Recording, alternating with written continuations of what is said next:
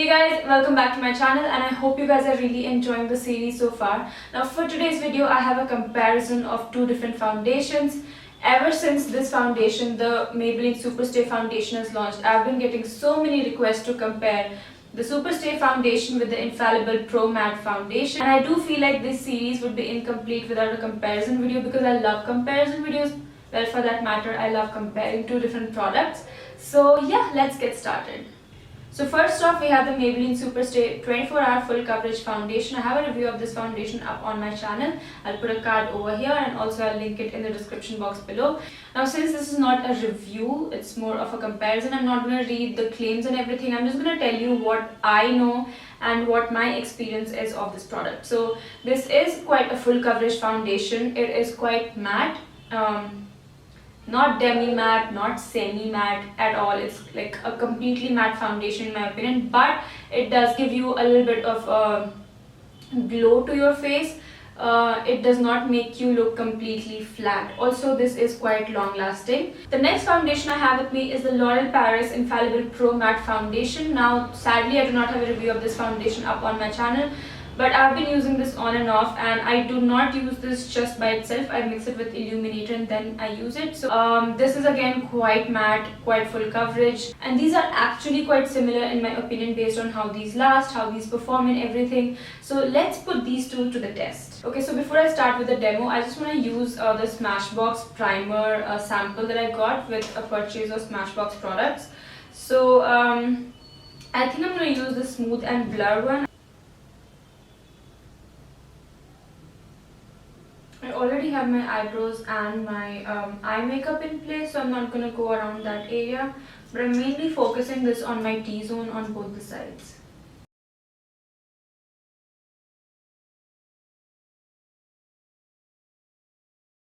This feels exactly like the PAC Zero Pore Separation Primer, only it feels a little bit more slippery than that one. So I'm going to pour out equal amount of product on the back of my hand.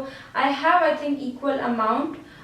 This one looks a little bit more, that's because this is more thicker than the L'Oreal one. So this is the L'Oreal one, this is obviously quite liquidy, and this here is the Maybelline one at the top. So I am going to first take the L'Oreal one and apply this on the right side of my face. So I have dotted the L'Oreal foundation on my face and I'm going to immediately blend this out with a beauty blender.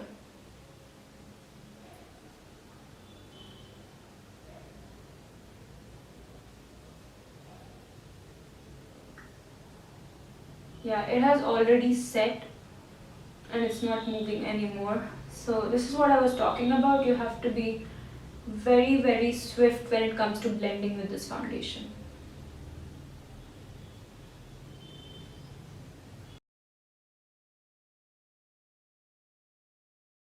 That is the sort of coverage I got from the L'Oreal foundation. I feel that the coverage is looking so low right now is because most of the product is on my sponge. I'm not sure if you can see that, but also it did set quite quickly on the skin, so I had to like drag it and I could not really finesse it into my skin. So that's also part of the reason why the coverage looks so low. I'm going to do the same with the sponge first, just to see if the Maybelline foundation does the same thing with the sponge or not. And then I think I'll go ahead with my brush.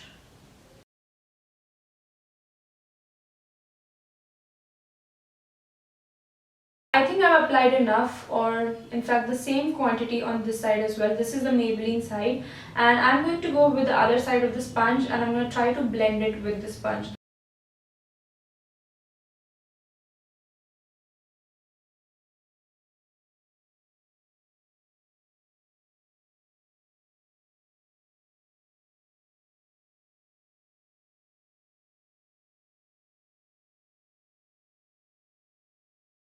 Okay, so right off the bat I can tell you one thing, and that is with Maybelline foundation you can use a sponge.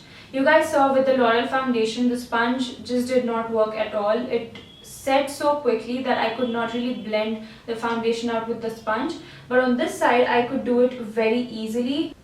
And I mean the sponge has still absorbed quite a lot of the product on the Maybelline side versus the L'Oreal side. However, the foundation did give me quite better coverage on this side, which is the Maybelline side, than the L'Oreal side. I do want to give the L'Oreal one another shot with a brush just to show you guys the coverage and how you can really build up and all those things. So I have the brush with me. I'm going to use a buffing brush for today, and I have the two foundations again. So I'm going to pump out or take out a little bit more of the L'Oreal foundation, the Pro Matte one, and I'm going to do the same with the Maybelline foundation as well.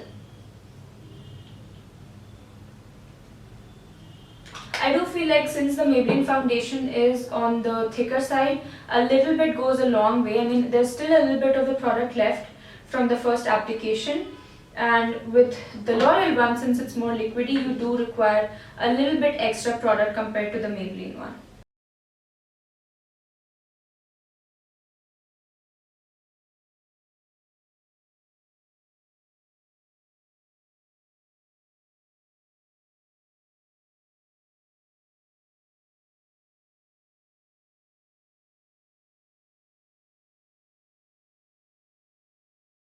So with two layers on, this is the sort of coverage you get. I would still not call this a full coverage because I can still see a little bit of pigmentation here and a bit of like tiniest bit of my acne marks peeking through, and it is looking a little bit heavy with second layer on. Another thing is that even with a brush, it is a little bit difficult to blend because it just like the moment you know dot it on your skin, it just starts setting into your skin and it becomes a little difficult to blend. So blendability wise, the L'Oreal foundation does lose a point there. Now let's do the same thing on the Maybelline side.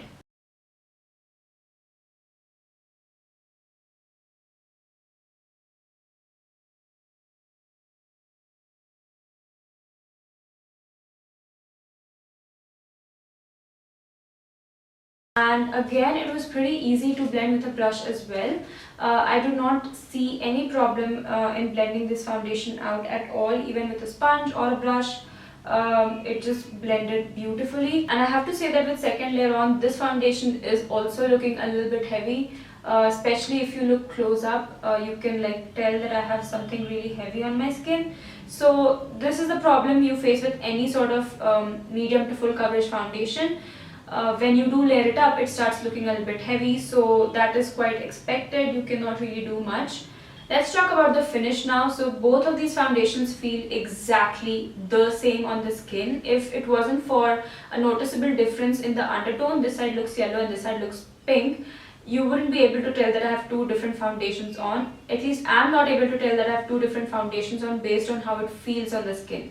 And so finish wise, both are quite on the matte side, not matte side. These are quite matte foundations. Coverage wise, I would say that both these foundations are good in coverage. However, the Maybelline foundation is definitely a little bit more full coverage than the L'Oreal one. So I went ahead and did my full face of makeup. I added a little bit of contour, highlight, and a little bit of concealer underneath my eyes. And everything just went on quite smoothly. Nothing really looked patchy, and that's one thing which is quite good about matte foundations. You do not end up having patchy looking makeup, and that's because everything is just so smooth. The foundation is matte, it's not sticky or tacky, and so every powder product just goes on very smoothly even if you do not set it. So that's a good thing. So I'm going to wear both of these foundations throughout the day, and I'll do check-in with you guys for sure.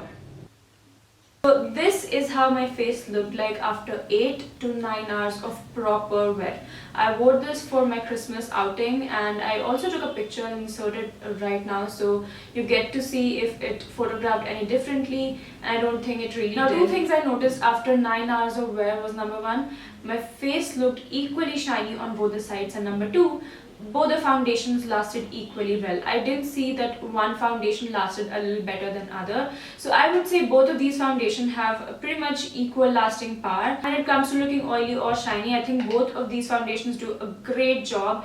It was only after 8 to 9 hours of wear did I see a little bit of oil, that too on my T-zone. If it was any other foundation, I would have been an oily mess at this hour, but these two did a great job. This is the part of the video where I always have a clear winner, but in this case I really don't think I have a clear winner.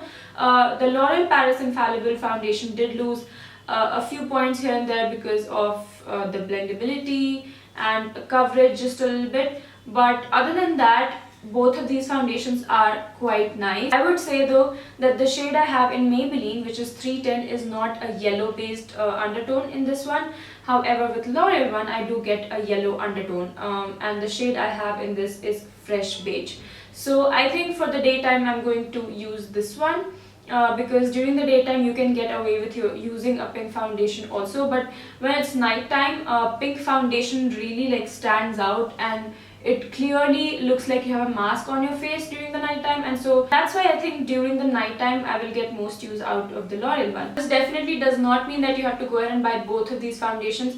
I'm just mentioning it because I'm a person who looks for a good yellow undertone in my foundation, and for somebody else who also looks for the same, I had to mention this. Now, which one should you buy, which one should you not? It totally depends on you. If you're just a novice, you're just starting out with makeup, you are not a lot experienced in blending your foundation and things like that, then the Maybelline one is definitely a better option because it's quite easy to blend.